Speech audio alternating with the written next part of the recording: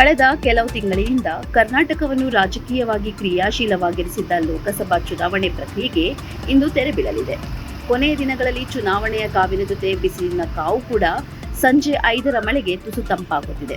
ಹಾಗೆಯೇ ಇಂದು ಕರ್ನಾಟಕ ಚುನಾವಣಾ ಜ್ವರದ ತಾಪ ಇಂದು ತಣ್ಣಗಾಗಲಿದೆ. ತಮ್ಮ ರಾಜಕೀಯ ಭವಿಷ್ಯದ ಪರೀಕ್ಷೆ ಬರೆದಿರುವ ರಾಜಕೀಯ ಪಕ್ಷಗಳ ಅಭ್ಯರ್ಥಿಗಳು ಫಲಿತಾಂಶಕ್ಕಾಗಿ ಜೂನ್ 4ರವರೆಗೆ ಮಳೆಗಾಗಿ ಹಂಬಲಿಸಿರುವ ಚಾತಕ ಪಕ್ಷಿಯಂತೆ ಕಾಯಲೇಬೇಕಾಗಿದೆ.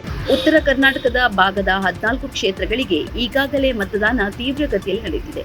ಒಟ್ಟಾರೆಯಾಗಿ 2.59 ಕೋಟಿ ಮತದಾರರು ಕಿತ್ತೂರು ಕರ್ನಾಟಕ, ಮಲೆನಾಡು ಕರ್ನಾಟಕ ಹಾಗೂ ಕಲ್ಯಾಣ ಕರ್ನಾಟಕದ 14 ಕ್ಷೇತ್ರಗಳ 28,269 ಮತಗಟ್ಟೆಗಳಲ್ಲಿ 224 ಅಭ್ಯರ್ಥಿಗಳ ರಾಜಕೀಯ ಹಣೆಬರ ಬರೆದಿದ್ದರು. ಚುನಾವಣೆ ನಡೆಯುತ್ತಿರುವ ಲೋಕಸಭಾ ಕ್ಷೇತ್ರಗಳು ಈ 14 ಲೋಕಸಭಾ ಕ್ಷೇತ್ರಗಳ ಪೈಕಿ ವಿಜಯಪುರ ಹಾಗೂ ಕಲಬುರಗಿ ಪರಿಶಿಷ್ಟ ಜಾತಿ ಮೀಸಲಾತಿ ಕ್ಷೇತ್ರಗಳಾಗಿದ್ದರೆ, ರಾಯಚೂರು, ಬಳ್ಳಾರಿ ಪರಿಶಿಷ್ಟ ವರ್ಗ ಮೀಸಲು ಕ್ಷೇತ್ರಗಳಾಗಿವೆ. ಚುನಾವಣೆ ಎದುರಿಸುತ್ತಿರುವ ಉಳಿದ ಕ್ಷೇತ್ರಗಳೆಂದರೆ ಚಿಕ್ಕೋಡಿ, ಬೆಳಗಾವಿ, ಬಾಗಲಕೋಟೆ, ಬೀದರ್, ಕೊಪ್ಪಳ, ಹಾವೇರಿ, ಧಾರವಾಡ, ಉತ್ತರ ಕನ್ನಡ, ದಾವಣಗೆರೆ ಹಾಗೂ ಶಿವಮೊಗ್ಗ ಇವೆಲ್ಲವೂ ಸಾಮಾನ್ಯ ಕ್ಷೇತ್ರಗಳು. ಮಂಗಳವಾರ ನಡೆಯುತ್ತಿರುವ ಚುನಾವಣೆ ಪ್ರಕ್ರಿಯೆಯು ಕೇಂದ್ರ ಸಚಿವ ಪ್ರಹ್ಲಾದ್ ಜೋಶಿ, ಇಬ್ಬರು ಮಾಜಿ ಮುಖ್ಯಮಂತ್ರಿಗಳಾದ ಬಸವರಾಜ ಬೊಮ್ಮಾಯಿ ಹಾಗೂ ಜಗದೀಶ್ ಶೆಟ್ಟರ್ ಅವರ ರಾಜಕೀಯ ಭವಿಷ್ಯವನ್ನು ನಿರ್ಧರಿಸಲಿದೆ. ಚಿಕ್ಕೋಡಿ, ಬೆಳಗಾವಿ, ಬಾಗಲಕೋಟೆ, ಕಲಬುರಗಿ, ಬೀದರ್, ರಾಯಚೂರು, ಕೊಪ್ಪಳ, ಹಾವೇರಿ, ಧಾರವಾಡ, ದಾವಣಗೆರೆ ಕ್ಷೇತ್ರಗಳಲ್ಲಿ ಮೊದಲ ಬಾರಿಗೆ ಚುನಾವಣೆಗೆ ಸ್ಪರ್ಧಿಸಿ ಅದೃಷ್ಟ ಪರೀಕ್ಷೆಗಿಳಿರುವುದರಿಂದ ಈ ಕ್ಷೇತ್ರಗಳು ರಾಜಕೀಯ ವಲಯದ ಆಸಕ್ತಿಯನ್ನು ಕೆರಳಿಸಿದೆ. ಈ ಪೈಕಿ 4 ಸಚಿವರ ಮಕ್ಕಳು, ಒಬ್ಬ ಸಚಿವರ ಪತ್ನಿ, ಮತ್ತೊಬ್ಬ ಸಚಿವರ ಸೋದರಿ, ಹಾಲಿ ಸಂಸದರು, ಅವರ ಕುಟುಂಬದ ಸದಸ್ಯರು ಕಣದಲ್ಲಿದ್ದಾರೆ.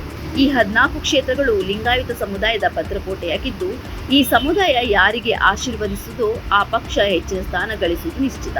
ಚುನಾವಣೆಯ ಸಂದರ್ಭದಲ್ಲೇ ಎದ್ದಿರುವ ಬಿಜೆಪಿಯ ಮಿತ್ರ ಪಕ್ಷವಾದ ಜೆಡಿಎಸ್ ಪಕ್ಷದ ಪ್ರಜ್ವಲ್ ರೇವಣ್ಣ ಹಾಗೂ ಎಚ್ ಡಿ ರೇವಣ್ಣ ಅವರು ಲೈಂಗಿಕ ಹಗರಣ ಮತ್ತು ಬೆದರಿಕೆ ಅಪಹರಣ ಪ್ರಕರಣದಲ್ಲಿ ಸಿಕ್ಕಿಕೊಂಡಿರುವುದರಿಂದ ಮಹಿಳಾ ಮತದಾರರು ತಮ್ಮ ನಿಲುವನ್ನು ಪ್ರದರ್ಶಿಸುವರೇ, ಅದರಿಂದ ಏನಾದರೂ ತೊಂದರೆಯಾಗುವುದೇ ಎಂಬ ಆತಂಕ ಬಿಜೆಪಿಯನ್ನು ಕಾಡುತ್ತಿದ್ದರೆ, ಇದರಿಂದ ಲಾಭವಾಗುವುದೇ ಎಂಬ ಆಶಾಭಾವನೆ ಕಾಂಗ್ರೆಸ್ನದ್ದಾಗಿದೆ. ಈ 14 ಕ್ಷೇತ್ರಗಳಲ್ಲಿ ಹಲವು ಸಂಗತಿಗಳು ಸಾರ್ವಜನಿಕ ಚರ್ಚೆಗೊಳಗಾಗಿದ್ದು, ಹುಬ್ಬಳ್ಳಿಯಲ್ಲಿ ನಡೆದ ನೇಹಾ ಹಿರೇಮಠ್ ಪ್ರಕರಣದ ಲಾಭ ಪಡೆಯಲು ಬಿಜೆಪಿ ಪ್ರಯತ್ನಿಸುತ್ತಿದ್ದರೆ, ಪ್ರಜ್ವಲ್ ರೇವಣ್ಣ ಪ್ರಕರಣವನ್ನು ಮುಂದಿಟ್ಟುಕೊಂಡು ಕಾಂಗ್ರೆಸ್ ಮಹಿಳೆಯರ ಆತ್ಮಗೌರವದ ಪ್ರಶ್ನೆಯನ್ನೆತ್ತಿ ಬಿಜೆಪಿಗೆ ಆತಂಕವನ್ನು ಉಂಟು ಮಾಡಿದೆ.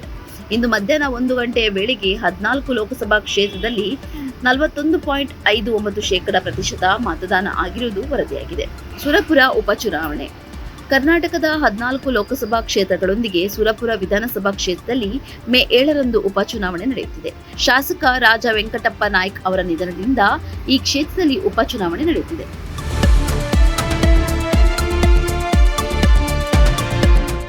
ಹೆಚ್ಚಿನ ಸುದ್ದಿ ಅಪ್ಡೇಟ್ಗೆ ಈಗಲೇ the federal Karnataka YouTube page ಅನ್ನು ಸಬ್ಸ್ಕ್ರೈಬ್ ಮಾಡಿ.